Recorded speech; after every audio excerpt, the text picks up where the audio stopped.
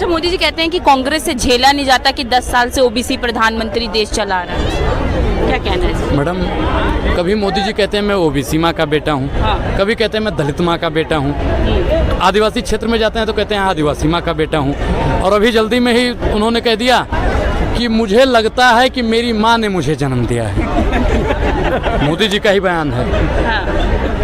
अगर वो मुझे लगता है, मैं तो अपनी माँ का ही औलाद हूँ भाई, अगर उन्हें लगता है तो वो ओबीसी कैसे हो सकते हैं? अगर उन्हें लगता है तो दलित की औलाद कैसे हो सकते हैं? अगर उनको लगता है तो वो आदिवासी की औलाद कैसे हो सकते हैं? मैडम बताइए, उनको लगता बहुत है।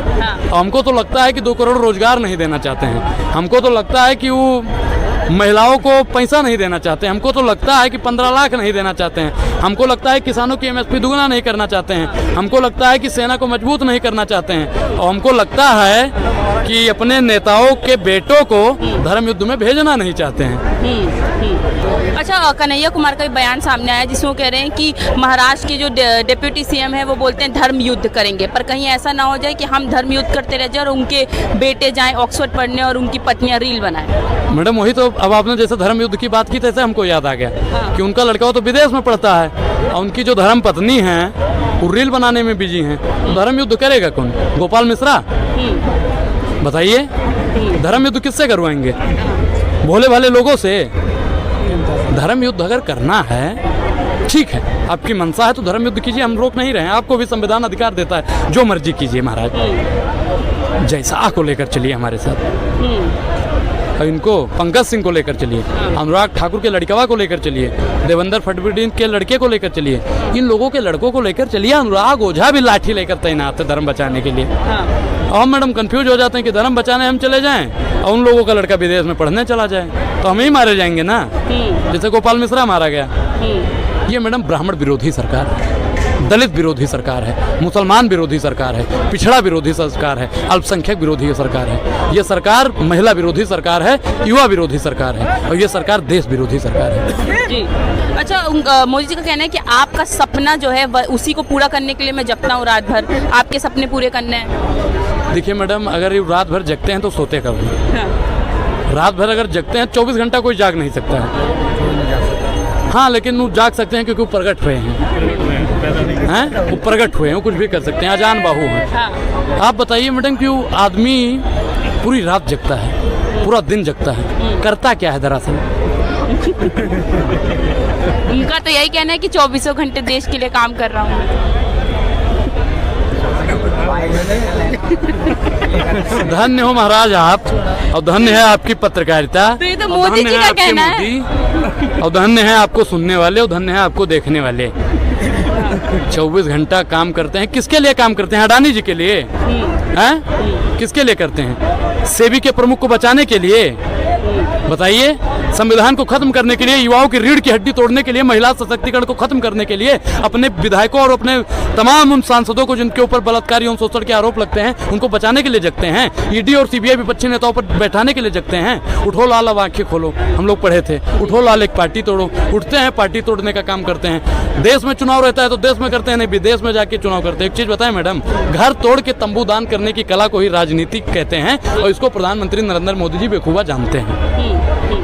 और एक चीज और बताएं मैडम, जनता को इतना निचोड़ दो, इतना निचोड़ दो, इतना निचोड़ दो कि वो जिंदा रहने को ही विकास समझे। तो आप लोग जीवित हैं, सांस ले रही हैं, उसी को विकास समझ रही हैं। जी। एक चीज आपको बताएं मैडम, गुजरात में 2 लोगों ने जन्म लिया, एक नरेंद्र मोदी, एक महात्मा गांधी। महात्मा गांधी ने कभी झूठ नहीं बोला और नरेंद्र मोदी ने कभी सच नहीं बोला। और एक चीज और बता दें मैडम, जब इतिहास पढ़ाया जाएगा, सबसे ज्यादा सत्यवादी कौन है? हम लोग पढ़ते हैं, राजा हरिश्चंद्र का नाम आता है। और जब आपका लड़का, हमारा लड़का पढ़ेगा कि सबसे ज्यादा झूठावादी कौन, तो नरेंद्र मोदी का नाम आएगा। अच्छा, लगातार मोदी जी की तरफ से जो नारा चल रहा है, बटोगे तो कटोगे, उसको लेकर क्या विचार है आप? देखिए मैडम, ना हम बटे हैं और ना हम कटे हैं। अगर हम इनके भाषण में आए ना तो हम कटेंगे जरूर, क्योंकि ये सिर्फ और सिर्फ उकसाकर अपनी राजनीतिक रोटियां सेक कर चले आएंगे। जैसे आप उदाहरण के लिए हमारे बहराइच का ही गोपाल मिश्रा को देख लीजिए, उकसाया, बाद में क्या हुआ? उसका लाल वापस नहीं दे सकती हैं। गोपाल मिश्रा की माँ को गोपाल मिश्रा वापस नहीं कर सकते हैं। तो ये बहरहाल जो उनकी राजनीति है, ये राजनीतिक रोटियां सेकने के लिए, बटोगे तो कटोगे, एक रहोगे तो सेफ रहोगे, या आपकी बेटी को छीन लेंगे, या आपके मंगलसूत्र को छीन लेंगे, या आपके भैंस को खोल ले जाएंगे। तो ये इनका जो स्टेटमेंट था, जो मतलब मन में था, एक रहोगे तो सेफ रहोगे, जुबान पर आ गया। जुबान पे किस प्रकार से आया? अमित शाह, अजीत डोभाल और माधवी भूज और मोदी जी, ये सब एक रहेंगे अगर, तभी सेफ रहेंगे। अगर ये लोग पांचों लोग अगर बटे तो ये वाकई में कटे, क्योंकि जैसे ही एक बटेंगे ना, सरकार बदल जाएगी, और सरकार बदलते ही इनकी बखिया उधेड़ दी जाएगी। राहुल गांधी जी ने पहले ही कहा था कि किसी न किसी दिन सरकार बदलेगी, और जिस दिन सरकार बदलेगी ऐसी कार्रवाई होगी, ऐसी कार्रवाई होगी कि दोबारा ही कार्रवाई करने की जरूरत नहीं पड़ेगी। पर देखिए, मोदी जी बोल रहे हैं कि कांग्रेस वाले इस तरीके के तबाही वाले भाषण देते हैं, तो इसलिए हमें बोलना पड़ता है एक है तो सेफ है। तबाही वाला कौन सा भाषण दे दिया? अगर युवाओं को रोजगार देना तबाही का भाषण है तो यह भाषण होना चाहिए। अगर महिलाओं को न्याय दिलाना तबाही वाला भाषण है तो यह भाषण होने चाहिए। अगर दलित, पिछड़ा, किसान, आदिवासी का आरक्षण लागू करवाना अगर तबाही वाला भाषण है तो ये भाषण होने चाहिए। अगर देश के विकास के लिए ये भाषण तबाही वाला भाषण लगता है तो ये भाषण होना चाहिए। पर मोदी का कहना है कि हम एकता की बात करते हैं, राष्ट्र हित के लिए बोल रहे हैं कि बटोगे तो कटोगे। मैडम, बांटेंगे किससे? हम किससे बट रहे हैं? हम एक हैं तभी उत्तर प्रदेश हराए हैं इनको, और हम एक रहकर इनको गद्दी से उतार देंगे। और ये सिर्फ और एक रहेंगे तो सेफ रहेंगे, बता रहे हैं। बटोगे तो कटोगे। अयोध्या की जनता बटी नहीं थी मैडम, अयोध्या की जनता बटी नहीं थी, यूपी की जनता इस बार बटी नहीं थी, और हर बार हर संभव प्रयास करते हैं बांटने का।